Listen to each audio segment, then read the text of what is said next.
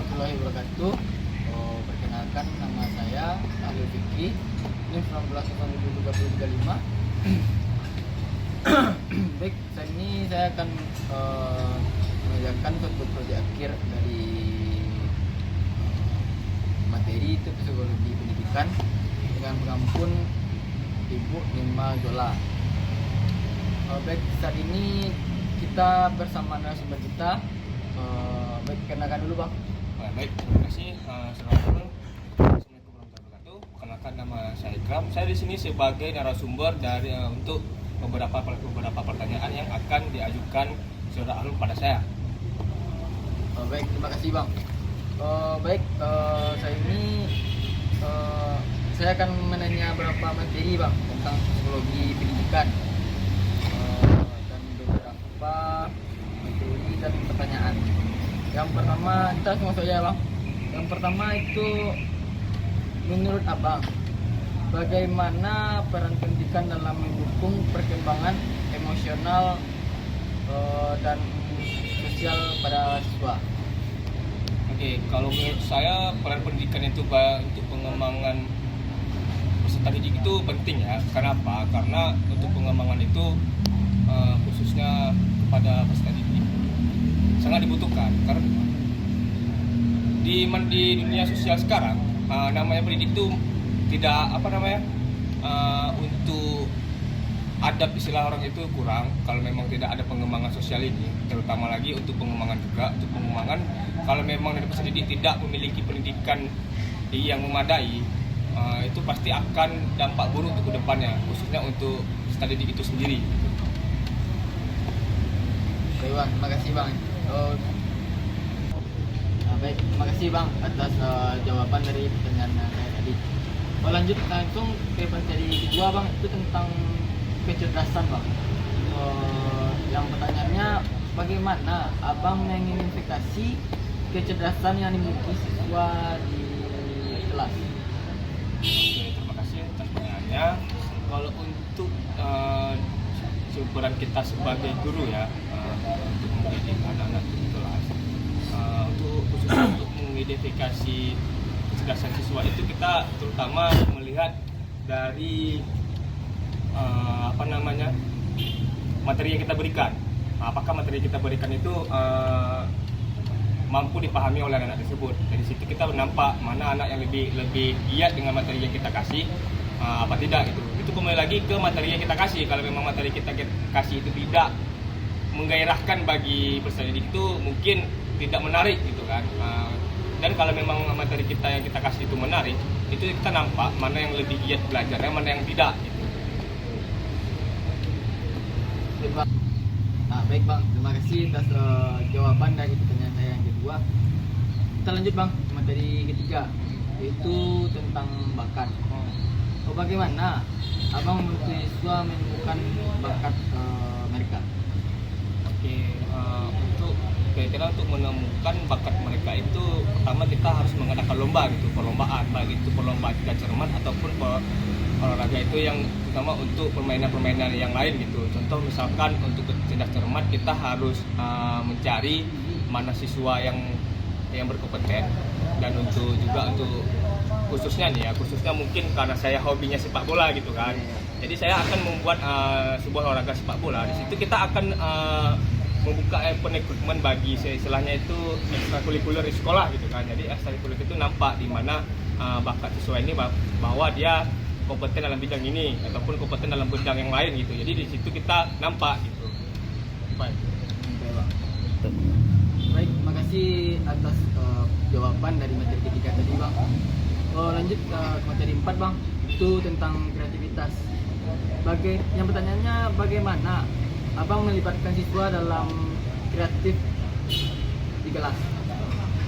Kalau untuk yang itu mungkin kita harus mengasih kebebasan lah untuk siswa untuk mengekspresikan ide-ide mereka, karena kalau memang kita memberikan materi-materi yang itu aja, mungkin orang itu stuck di situ aja tanpa membuat orang itu menarik gitu. Jadi kita untuk membangkitkan kreativitas orang itu untuk siswa-siswa, kita membutuhkan untuk mengasih waktu untuk mereka sendiri untuk mengekspresikan ide-ide mereka sendiri gitu. Apakah orang itu pokoknya istilahnya itu agar orang itu semangat dalam belajar. Oke. Baik, terima kasih atas jawaban dari materi keempat tadi Bang tentang kreativitas. Lanjut ke materi kelima Bang. Informasi pemrosesan. Yang pertanyaannya, bagaimana cara Abang membantu siswa yang kesulitan memahami materi? Terima kasih. Mungkin kalau menurut saya untuk membantu siswa memahami materi itu ada beberapa hal, khususnya yaitu untuk memberikan tugas yang kira-kiranya menarik bagi mereka. Dan jika memang tugas itu tidak menarik bagi mereka, misalkan yang kita ngasih itu untuk keberhasilan mereka ke depan dan mereka itu mengalami kesulitan, jadi kita akan membuat orang itu silahkan belajar dulu dengan yang materi yang kita ngasih. Dan jika memang orang itu kesulitan, alangkah baiknya orang itu menanya ke kita apa kesulitan dari mereka alami gitu. Dan kita sebagai tenaga pengajar gitu, kita juga akan menanya gimana kesulitannya.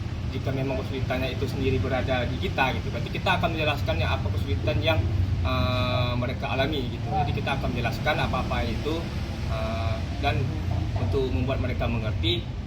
Jadi kita dengan hal baiknya itu akan membuat ruangan itu dengan semenarik mungkin gitu ya, sampai. Oke Bang. Terima kasih Bang atas atas jawaban dari materi kelima tadi. Lanjut Bang, materi keenam itu tentang teori belajar behavioristik. Pertanyaannya Bang, apakah Abang menggunakan pendekatan teori behavioristik di kelas? Oke, baik. Terima kasih atas pertanyaannya. Saya akan menjawab untuk teori behavioristik itu mungkin pengaruh terhadap lingkungan siswa gitu. Apakah ada siswa yang bandel di kelas ataupun yang mempengaruhi untuk mengikut bandel juga gitu. Jadi masukan dari saya untuk pengaruh itu adalah kalau memang ada siswa bandel di kelas, berarti kita itu yang harus kita pegang, itu kuncinya di siswa bandel itu. Karena kalau memang kita udah istilahnya itu dekat sama siswa bandel itu, otomatis yang lain tidak ikut-ikutan gitu. Jadi kita kalau memang kuncinya itu di siswa bandel itu, nah itu kuncinya gitu. Kalau kita lakukan pendekatan secara langsung untuk siswa itu agar tidak mempengaruhi siswa-siswa yang lain gitu. Nah, baik Bang, terima kasih atas jawaban dari materi keenam tadi Bang. Lanjut Bang, materi ketujuh itu tentang teori belajar kognitif. Pertanyaannya Bang, metode apa ya Abang gunakan untuk mendorong siswa berpikir kritis dan analisis? Oke, baik. Kalau untuk itu berarti ini dia untuk meningkatkan siswa itu berpikir kritis. Jadi setiap materi yang kita lakukan itu, yang kita berikan itu menarik bagi mereka, dan materi yang kita lakukan itu juga membuat mereka dengan semangat belajarnya. Jadi di akhir-akhir materi yang kita lakukan itu, kita kalau untuk membuat orang itu berpikir kritis, siswa itu berpikir kritis, jadi kita akan membuat pra-ujian gitu. Pra-ujian dari materi-materi kita lakukan, dengan itu orang itu akan berpikir, siswa itu akan berpikir juga bagaimana cara saya akan untuk menyelesaikan ini gitu. Nah, dengan cara kita akan melakukan pra-ujian dari materi-materi yang kita lakukan, yang kita lakukan, dan juga akan kita berikan kepada siswa itu sendiri. Baik Bang, terima kasih Bang atas jawaban dari materi ketujuh tadi. Lanjut materi ke-8 Bang, tentang teori belajar humanistik. Pertanyaannya Bang, bagaimana Abang memastikan setiap siswa merasa dihargai dan didukung dalam pembelajaran? Oke, baik. Jadi untuk itu menghargai mereka, jadi kita perlu melakukan dan memberikan nilai lebih. Maksudnya itu setiap materi yang kita lakukan kepada mahasiswa, misalkan materi itu yang siswa itu membuatnya dengan semaksimal mungkin, kita akan mengasih nilai lebih. Dengan memberi nilai lebih itu kita dengan tidak langsung kita mengapresiasi siswa itu sendiri gitu. dan juga bagi yang untuk menimbulkan semangat mereka belajar, bagi yang tidak mendapatkan nilai lebih itu kita akan berupaya untuk membuat orang itu semangat gitu dengan dalih-dalih ataupun bukan dalih ya, dengan nilai lebih itu kita akan menyokong orang itu untuk semangat lagi gitu. Dengan cara lain, misalkan contoh kalau memang di acara-acara di ekstrakurikuler segala macam, kita akan memberi semangat orang itu ataupun kita akan memilih orang itu sebagai penunjuk arah gitu selain kita. Jadi kita yang kasih arahan daripada orang itu, dan secara tidak langsung kita akan memberikan kepercayaan kepada orang itu. Jadi orang itu akan menghargai kita dan kita juga menghargai siswa tersebut. Nah, baik bang, terima kasih atas jawaban dari materi ke-8 tadi bang. Lanjut bang ke materi 9 tentang motivasi dalam belajar. Nah, pertanyaannya bang, bagaimana abang menumbuhkan motivasi belajar pada siswa yang kurang semangat? Kurang semangat. Oke, baik. Untuk mengatasi mahasiswa atau mahasiswa-siswa yang kurang semangat, jadi kita membutuhkan pendekatan rohani. Kita membuka peluang ataupun hak bicara dari orang itu. Jadi kita sebagai guru aja juga berhak mendengar keluh kesah dari orang itu, dari mahasiswa itu sendiri. Dengan pendekatan rohani itu kita bisa mengetahui apa kelemahan dari siswa itu untuk menemukan kenapa orang itu malas dalam pembelajaran. Jadi dengan adanya motivasi ini kita akan memberi solusi yang lebih baik untuk meningkatkan motivasi belajar siswa tersebut. Jadi dengan upaya kedepannya, kalau memang ada siswa yang malas untuk belajar, jadi kita akan perlu pendekatan khusus gitu, baik itu pendekatan rohani, pendekatan yang lain gitu. Banyak dengan siswa itu kita harus melakukan pendekatan. Nah, baik bang, terima kasih bang atas jawaban dari materi 9 tadi. Lanjut bang, materi ke-10 bang. Yang terakhir itu tentang kejenuhan dalam belajar. Pertanyaannya, apa yang akan Abang lakukan untuk membantu siswa mengatasi kejenuhan dalam belajar? Oke, baik. Untuk mengatasi kejenuhan siswa dalam pembelajaran itu gimana ya? Kalau bagi saya itu jika siswa itu jenuh dengan materi yang kita berikan, jadi kita perlu melakukan contoh misalkan dengan perenggangan gitu dalam kelas ataupun permainan-permainan kecil yang akan kita lakukan. Jadi dengan itu ada sedikit-sedikit candaan yang akan menimbulkan orang itu bersemangat lagi untuk pembelajaran. Ataupun kita akan mengasihkan kuis gitu. Dengan kuis itu kita akan memberi nilai lebih. Dengan nilai lebih itu untuk menimbulkan semangat orang untuk belajar lagi gitu.